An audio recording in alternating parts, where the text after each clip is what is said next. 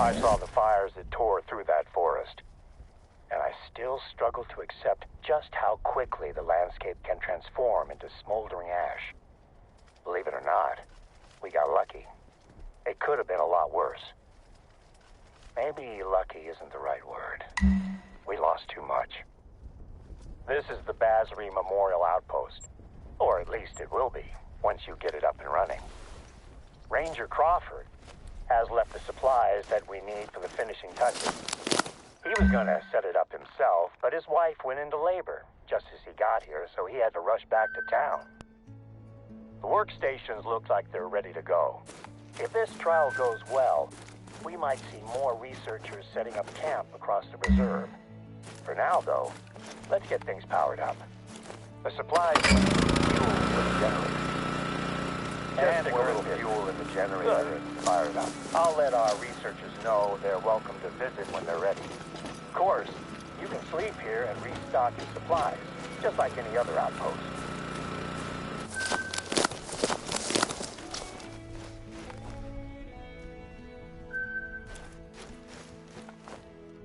The outpost is just the first part of our restoration efforts. The supplies should contain a couple of things that you're going to need for your next job. Planting new saplings. Take the bag of spruce saplings and the shovel, and let me mark a spot for you on your map.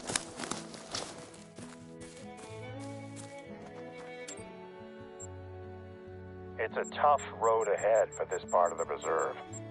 The fire burnt away a huge chunk of the forest. But with any luck, a program of replanting will gradually bring life back.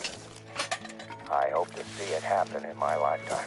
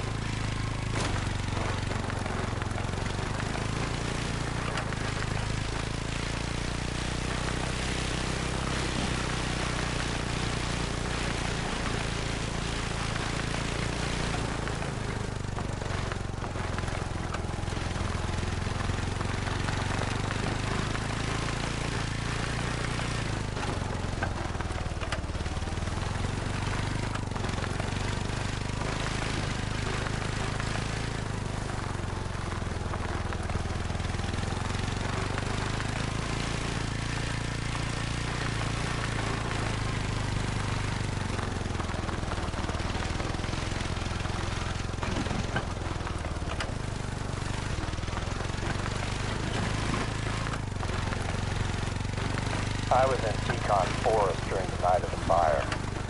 We predicted a few spots as potential fire sites, and we're doing our best to prepare. But there were too few of us, too much ground to cover. I sent most of the team away. You're in the right spot. I haven't been out to that corner of the reserve for quite a while now.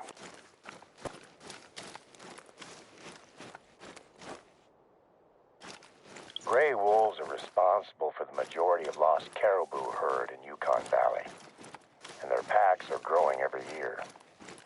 Out here in the wilderness, they don't have any reason to fear humans either. I'm hoping that a side effect of thinning out their numbers will be the introduction of a little doubt before they attack a human at least. 3 saplings should be enough for now. Can you see the shell of the old tree? It was the first casualty when it was struck by lightning and went up in flames.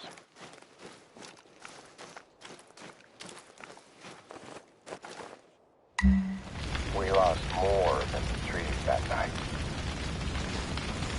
It took less than 5 minutes for the blaze to take hold and travel towards us. Our rookie trooper, Omid Basri, was the only one not accounted for. Basri! Where are you? When I found his radio, a part of me knew straight away that we'd lost him. I wanted to go further in and look for him, but the fire was impenetrable. The wall of heat was advancing and I couldn't stay there. I just made it out before the fire consumed where I'd been standing seconds before. We went back as soon as the fires had died down and started looking. We found him, but it was as we'd feared. The outpost here is dedicated to him. We all take a special interest in overseeing the restoration of the area where we lost him. Naturally, it was a tough time for the whole team, but it brought us closer together. We supported each other and Brassery's family. You do what you can, right? We devoted ourselves to our work, and we worked to ensure it never happens again. Today's undertaking to replace lost trees is another step in revitalizing Yukon Forest. On my last flyby, I definitely saw some movement down there. Can you scout around for tracks in the burnt forest? I'm keen to see what animals are returning to the region.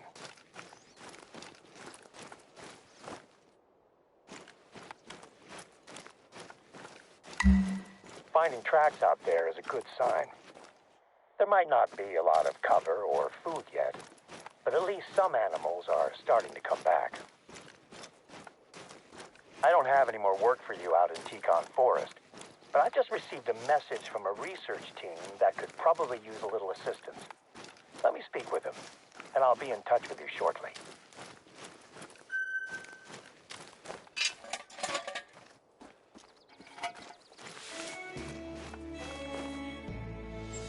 I have a new job for you.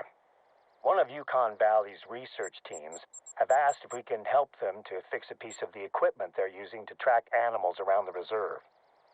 There is a box of parts that you'll need to pick up, sitting in one of our outposts.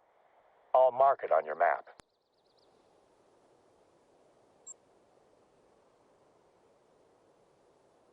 Normally, I'd tell them we're too busy for this, but they need to wrap up their research before winter settles on the reserve. It'll be a much easier job if we help them out, and I'd like to keep working with them next year. I'll call you when you're getting close to the outpost. At any one time, stored in that outpost, Yukon Valley is hosting at least 5 different scientific studies. A lot of them are a simple case of setting up some recording equipment and leaving it to record data. But some involve a more hands-on approach. That's what we're looking for. Next step is using those parts to fix a radio relay that is being used to track animals. The relay is part of a lookout tower. According to the researchers, it should be an easy fix. I wish I could do more to help with the studies. I don't get to use my biological science degree as much as I'd like, but it helps me when it comes to working with research teams and their ilk.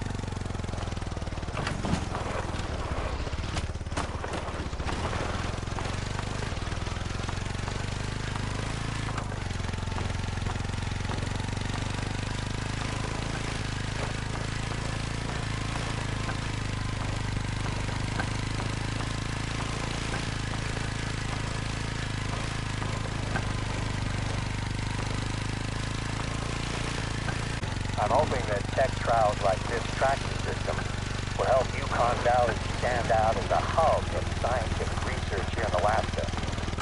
Speaking of research, I have your samples on board now. With any luck, I'll have them handed over for testing before the end of the day. You're close to the tower. Find the relay's control panel and open it up. Your replacement parts should slot right in. I guess now we'll find out just how much of an easy fix it is.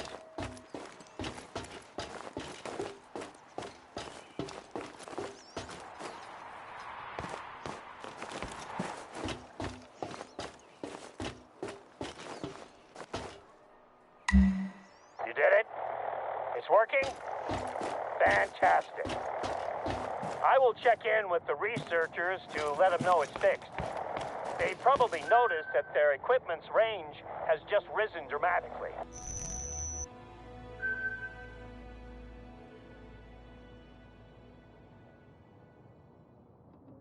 I just called the research team and they've confirmed that the relay is working now.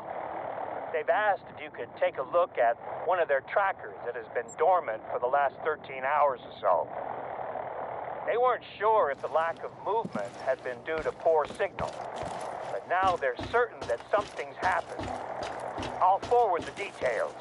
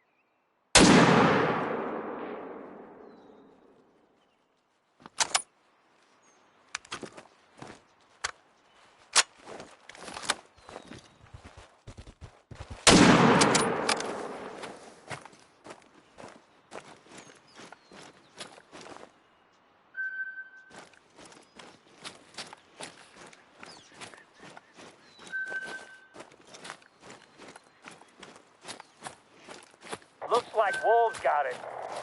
But something scared them off before they could really finish their meal. Grab the collar and you're good to go.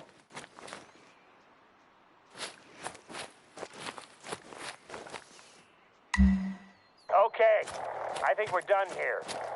Let's move on before anything comes sniffing around. The researchers have been using Copper Bowl Lake Outpost as their base camp, and you can drop the collar off there. Don't expect company, though. The research team are always out and about.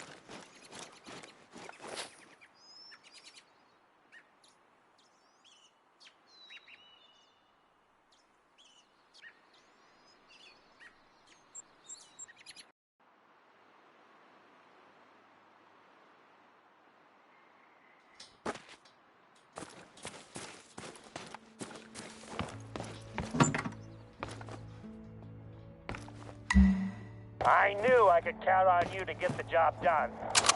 You're becoming my ambassador out here, and I gotta say, your work so far has impressed me. At this rate, I'll actually be able to do some paperwork today. Seems a little strange to be excited about that, I guess. Hopefully, I'll manage to spend some time with my wife this month. Now that I remember, I gave your number to Oscar, the researcher in charge of this particular population study. He and I work well enough together, but you'll be better placed to help him out. You might have already heard from him about work he needs help with. He injured his knee in the summer, so he's a little behind schedule.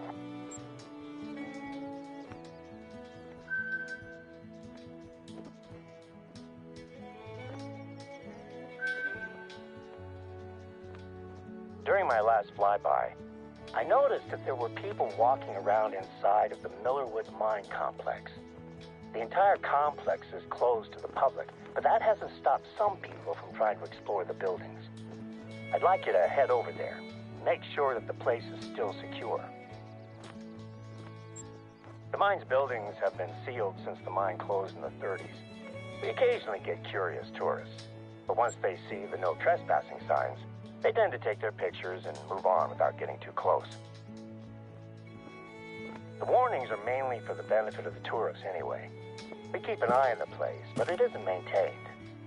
If you're injured out here, it's a long walk to find help. I suppose this is a good time to remind you to be careful while you're out there. There's been talks of reopening the mine as a museum, but the cost of renovating the place is staggering. Especially when you consider that we'd need to build a road just to reach it. There's a couple of groups that could be our trespassers. We logged a pair of men that entered the reserve a few days ago, but they're here on a hunting trip with a respected guide. I'd be very surprised if he brought them anywhere near here.